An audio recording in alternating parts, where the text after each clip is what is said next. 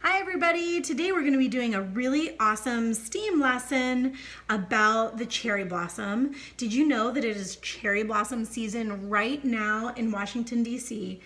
From March 20th to April 12th is the times when all of the cherry blossoms in D.C. are blooming. So this is a really fun project. Like I said, it's a STEAM lesson where you're going to learn how to move paint without using a paintbrush. Sometimes we work with the things that we have at home, and sometimes we may not have a paintbrush, and that is totally cool. So I'm going to show you guys this really super fun lesson, and then I hope when you create it, you show me how you did this lesson in the comment section of this post. So let's talk about the materials that we are going to need, because you might have to gather some things up here. The first thing you're gonna need is just a plain white piece of paper, any type of paper. I also think this project would look really awesome on on a canvas. You can get canvases for really cheap at the dollar store. Obviously, they're $1. But this is a project that is gonna look so beautiful that you might wanna hang it up. You're also going to need some acrylic paints, or tempera or watercolor if you've got them. I'm using a light pink, like a fuchsia, like a raspberry, darker pink, and then a white. You're also going to need some kind of brown, and actually I didn't have any brown acrylic paint or tempera paint or even watercolor paint. I had brown house paint. So that's what I've got in this little cup here. Is I just took some house paint and put it in there. And you are gonna need to water down this paint a little bit too. So I just, put a little bit of house paint in there, and then I put about a tablespoon of water just to water it down. It is separating a bit, so when I go to use it, I'm gonna have to stir it up. And then the last thing you're gonna need is a straw. I have an aluminum straw here. You can use a plastic straw. You can use a coffee stirrer, anything that you can blow air through, because that's how we're gonna do the first movement of paint here, okay? So I'm gonna turn my paper vertically like this, and I'm gonna start with my brown paint. Like I said, I'm gonna have to give this a little stir here. Now this project is gonna have to happen in two parts. The first part I'm gonna show you guys right now. You're gonna do this, and then you have to allow it to dry just for a little bit, probably a half an hour or so, and then come back to it. You just want your branch to be nice and dry before you go and add a lighter color to it. Otherwise, your cherry blossoms are gonna end up kind of mushy looking if they mix with the brown, okay? So I'm just giving this a little stir so it looks like brown again and not, brown plus water. And I'm gonna take a spoonful of this, and I'm just gonna drag it up my paper like this,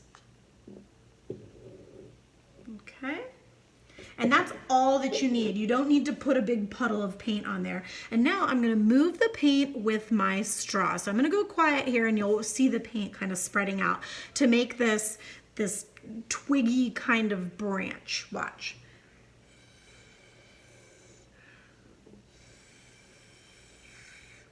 Now, depending on how you manipulate the air and which direction you turn the straw, that's where your branches are gonna branch out from. I'm gonna turn my paper a little bit so I get some small, teeny tiny twigs on there too.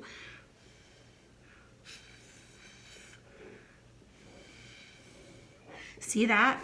How that happened there? I love that. That's one of my favorite things.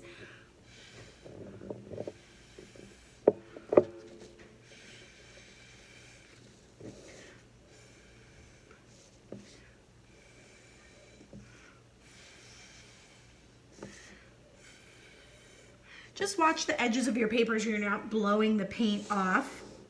And it's okay too, if it doesn't go all the way to the edge of the paper over here. It's not a realistic type painting, so it doesn't have to touch the edge. Now again, like I said, you're gonna wanna let this dry for a little bit. And everybody's is gonna look unique, everybody's is gonna look different.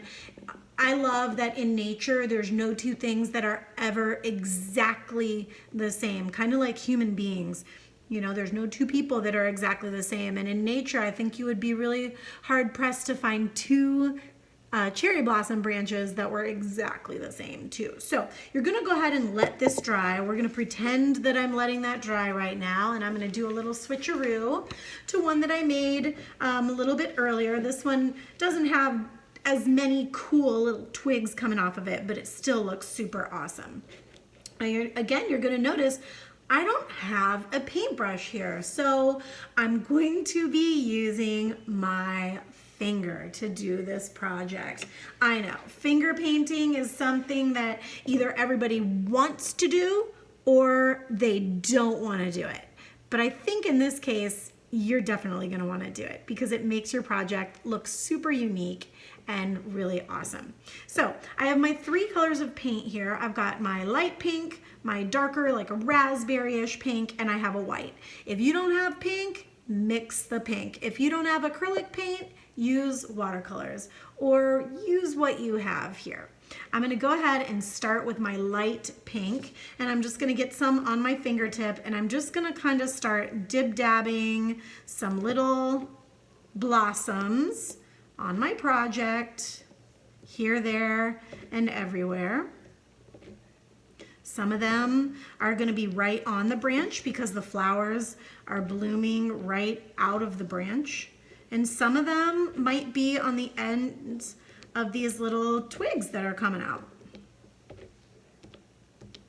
So I was doing some research on cherry blossoms because, you know, I live in Florida. I don't, you know, live in DC or even in Japan where cherry blossoms are like a thing.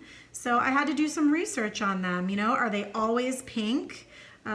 Because if they are, my favorite color is pink. But the answer for that is no. Cherry blossoms actually start out as white.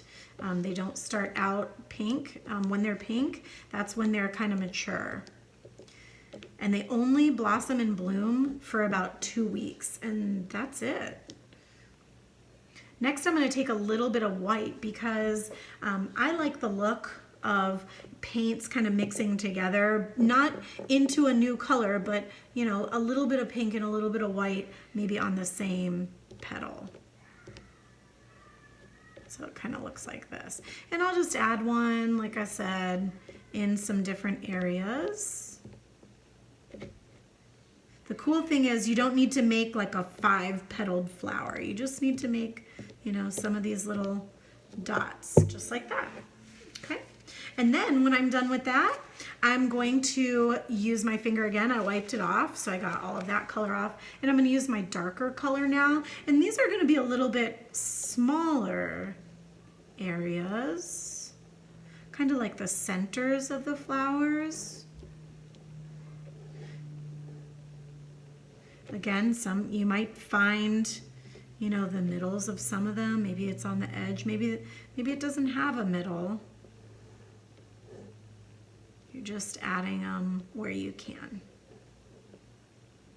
Everybody gets so worked up in, oh my gosh, this flower only has 3 petals.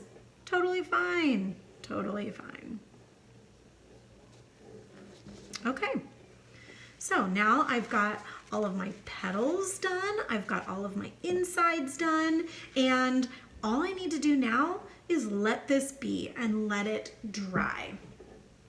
Remember, a good artist always signs their artwork.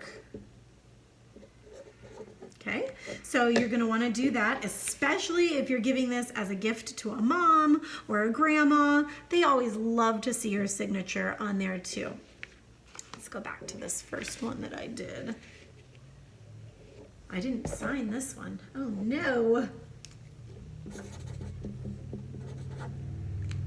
Okay, so once you're done with this, just go ahead and let it dry.